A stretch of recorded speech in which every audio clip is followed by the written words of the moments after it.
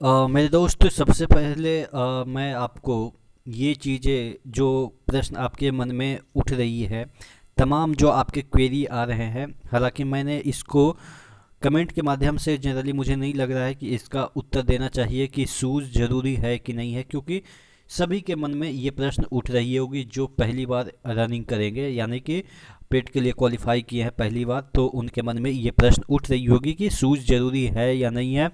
आप एक नोटिस देख के घबरा गए होंगे, ये वाला नोटिस जो है वो देख के आप घबरा गए होंगे, जो कि आप देखेंगे यहाँ पे लिखा हुआ है railway recruitment cell physical efficiency test CEN RRC 01 2019।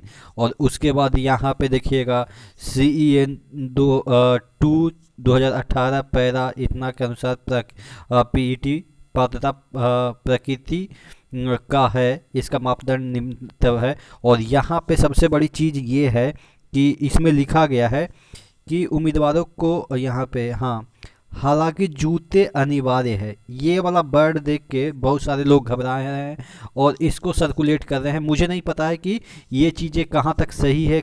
ऊपर से CEN 01 लिख रहा है और नीचे 2019 का ऊपर CEN लिख रहा है और नीचे CEN 02, यानी कि वो कह रहा है कि 2018 वाला जो वैकेंसी है इसके मापदंड के अनुसार। तो क्या चीज़ें सही है, इस मैटर पे नहीं जाते हैं कि ये नोटिस क्या है और कहाँ से निकल के आया, ये मैटर नहीं करता। जो ओरिजिनल होता है उसके बारे में हम इस वीडियो में चर्चा करेंगे। तो चैनल पे नए हैं तो सब्सक्राइब कर लीजिएगा, क्योंकि रेलवे का जो मेरा एक्सपीरियंस है 5 साल का, उसका अनुभव मैं आपके साथ शेयर करूंगा इन एंड आउट, यानी कि अंदर भी रह चुका हूँ, 3 साल जॉब कर चुका हूँ, और आउट यानी कि 3 साल जॉब करने से पहले और अब आउट हो गया हूँ। आज ही मेरा रेजिग्नेशन जो है वो एक्सेप्ट हो गया है। तो फाइनली आई एम नॉट आप कह सकते हैं कि मैं अब रेलवे का एम्प्लॉय नहीं हूँ। चलिए ठीक है, तो बात कर लेते हैं सबसे पहले कि जो हकीकत है, ये चीज़ें सही है कि रेलवे बोलती है कि आपको जूता पहन के दौड़नी चाहिए, लेकिन ये चीज़ें मैंडेटरी नहीं है कि जूता पहन के दौड़ना ही है। दो चीज़ों में फ़र्क है। देखिए, एक रेलवे बोल रही है कि आपको जूता पहननी है, एक चीज़ें आप मैं बोल रहा हूँ कि जूता पहननी मैंडेटरी नहीं है। वो इसलिए बोलते हैं जूता पहनने के लिए ताकि इंजरी से बचा जाए। सपोज किसी ने आप पे लाती फंसा दिया, लाती जो बिहारी शब्द में लाती बोलते हैं, जिसे हम लेग बोलते हैं या जिसे हम टांग बोल सकते हैं। क्योंकि दौड़ते समय क्या होता है ना कि 20-22 के जो एक ग्रुप बनता है, ऐसा नहीं है कि एक एक करके आपको दौड़ाएगा, 15-20 का जनरली ग्रुप बनता है और उसी में दौड़ा दिया। तो कोई फंसा दिया, हालांकि कोई जनरली जानबूझ के नहीं फंसाता है, कोई नहीं चाहता है कि हमारी वजह से किसी का नुकसान हो जाए, तो किसी का गलती से बच गया तो इंजरी ना हो, इसलिए जूता पहनने के लिए ऐसा सलाह दिया जाता है एक प्रिकॉशन के तौर पे, ताकि बाद में रेलवे पे ये क्लेम ना आ जाए कि आपने ये चीज़ें क्यों नहीं रखी थी। सपोज किसी का कुछ ऐसा इंसिडेंट हो जाए, एक्सीडेंट हो जाए कि जूता की वजह से कुछ ऐसा कारनामा हो जाए जिससे कि जान चली जाए, वो अलग बात है कि जूता ना पहनने से जान वगैरह का कोई खतरा नहीं होता। लेकिन हाँ, एक एक्सट्रीम केस आदमी सोचता ना, इसलिए तो लास्ट में टर्म एंड कंडीशन लगा देता है। तो इसलिए रेलवे अपने बचाव के लिए ये लिख देती है कि आप अपनी सेफ्टी के लिए जूता पहनिए, ये सब प्रैक्टिस वगैरह करते रहिए, ताकि वहाँ पे जानने के बाद किसी का हार्ट अटैक ना हो जाए। ये आपने देखा होगा जब भी नोटिस निकलती है ना, तो कुछ नोटिस में आपने देखा होगा, गौर से पढ़ा होगा कि उसमें लिखा रहता है कि आपकी जो फिजिकल एफिशिएंसी टेस्ट है वो इस तारीख से इस तारीख के बीच है, इसीलिए आप प्रैक्टिस करते रहिए। ये वर्ड क्यों वो लिखता है कि प्रैक्टिस करते रहिए, इसका मतलब यही होता है कि आप अचानक गए और हार्ट अटैक ना हो जाए। तो वहाँ पे रेलवे की रिस्पॉन्सिबिलिटी बन जाती है कि जो बच्चे को आपने बुलाया है उसके हेल्थ के प्रॉपर ध्यान रखी जाए। वो अलग बात है आप अभी तक एम्प्लॉय नहीं बने हैं, लेकिन फिर भी अगर आप रेलवे के एग्ज़ाम देने जा रहे हैं तो उसके पास ये जिम्मेदारी बन जाती है कि आपका जो स्वास्थ्य है उसका भी ध्यान रखें उस पर्टिकुलर समय तक, क्योंकि वहाँ पे डॉक्टर वगैरह भी रहते हैं। तो इसीलिए ये सब चीज़ें हिदायत के तौर पे दी जाती है, एक आपको प्रिकॉशन के तौर पे दी जाती है, लेकिन इसका ज़रूरी नहीं है, मैंडेटरी नहीं है कि आप शू पहने। देखिए, मैं इतनी लंबी बातें क्यों बोल रहा हूँ, क्योंकि बैकग्राउंड को समझना ज़रूरी सबसे पहले है। मैं ये कह दूँ कि ज़रूरी नहीं है, कोई बोलेगा ये कि इसमें लिखा है ज़रूरी है तो ज़रूरी है, बस ये हाँ ना सिर्फ आंसर नहीं होता है, बहुत सारी चीज़ों को समझना पड़ेगा, जो कि अक्सर आपको चीज़ें वही समझा पाएंगे जो कि कभी इस चीज़ को फेस किए हो। तो बात समझ में आ गई कि ये जो लिखा है कि ज़रूरी है, अनिवार्य जिसे हम कह सकते हैं अनिवार्य है, तो ये इस पॉइंट ऑफ व्यू से लिखा गया है ताकि कल होके आप रेलवे पे क्लेम ना कर दें कि ऐसा कुछ मेरे साथ हुआ तो उसके लिए मुआवजा दो, क्योंकि आपने तो बोला नहीं था और हमने इस तरीके से प्रैक्टिस किया।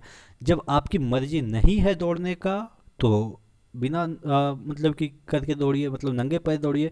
इवन मैं भी इस बर्ड के लेकर इतना कंफ्यूज हो गया था, आपको मैं अपनी घटना बताता हूँ जो कि आपके साथ घट रही होगी।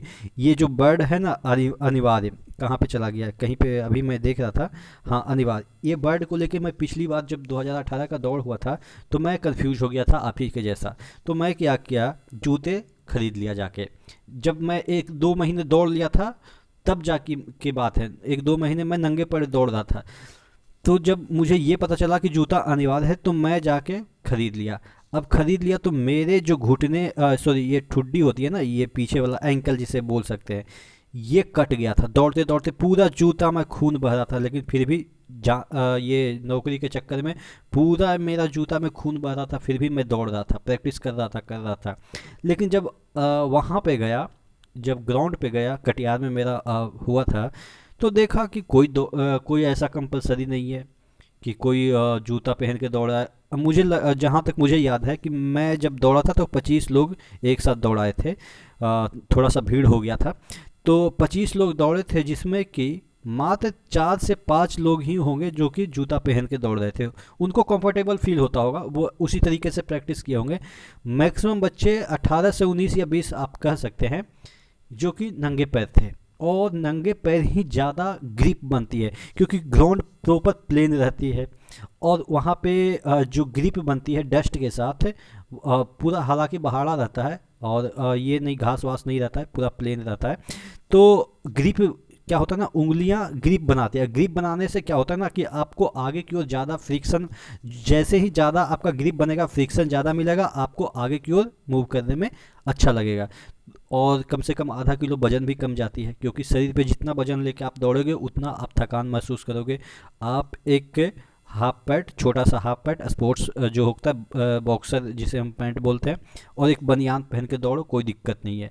बस यही है, शरीर पे कुछ ज़्यादा भार नहीं रखना है, एकदम से कूल माइंड से दौड़ना है, कोई दिक्कत नहीं है। जितना बाल भी छोटे रखो तो बेटर है, इसलिए तो फौजियों का जो बाल होते हैं वो फौजी, मैं बोल रहा हूँ भौजी नहीं फौजी बोल रहा हूँ, तो उनके बाल छोटे होते हैं। तो क्या होता है ना कि शरीर जितना हल्का रखोगे उतना उड़ते हुए अपने आप को महसूस करोगे, क्योंकि बाल लहराएंगे तो वो दौड़ने में थोड़ा सा, देखिए ये सब छोटी छोटी चीज़ें हैं, बहुत लोगों को मैटर नहीं करता होगा जो ज़्यादा रनर हैं, लेकिन ये ज़िंदगी का सवाल है तो छोटी छोटी चीज़ों को हमें माइंड में रखना रहता है।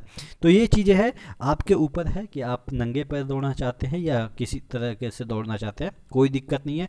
हाँ एक चीज़ है जो DFCCIL की हम बात करें, DFCCIL में ये चीज़ें अनिवार्य कर दी गई थी, क्योंकि वो जो रनिंग करा रहे थे वो दिल्ली में करा रहे थे, और ये कॉमनवेल्थ जो गेम हुआ था ना, रनिंग का जो ट्रैक बना था वो रबड़ वाला ट्रैक था। तो वहाँ पे अगर आप दौड़ते नंगे पैर तो वहाँ पे आपके जो पैर है वो जलने की संभावनाएं ज़्यादा थी, क्योंकि उस समय काफ़ी दोपहर को वो दौड़ाया गया था, तकरीबन जून के मौसम में, जून का सीज़न था, चल रहा था, उस समय दौड़ाया गया था। तो वहाँ पे अनिवार्य कर दिया गया था कि आप जो है वो दौड़ेंगे तो इसी को पहन के, शू को पहन के ही दौड़ेंगे। तो इस वजह से बहुत सारे लोग छटे भी थे। DFCCIL की हम बात कर रहे हैं तो, क्योंकि मुझे सब डेटा पता है कि कहाँ पे कैसे दौड़ हुई। लेकिन 2018 के ग्रुप डी में कोई ऐसा जोन नहीं रहा जहाँ पे ये बोला गया कि आपको जूता पहनना ही पहनना है। मैंने आपको अच्छे तरीके से समझा दिया। अब मुझे नहीं लग रही है कि जूता से रिलेटेड कोई भी डाउट होगा। फिर भी मन में कोई क्वेरी है तो आप नीचे कमेंट करके ज़रूर बताइएगा। ठीक है, नेक्स्ट वीडियो में मिलते हैं, तब तक के लिए जय हिंद।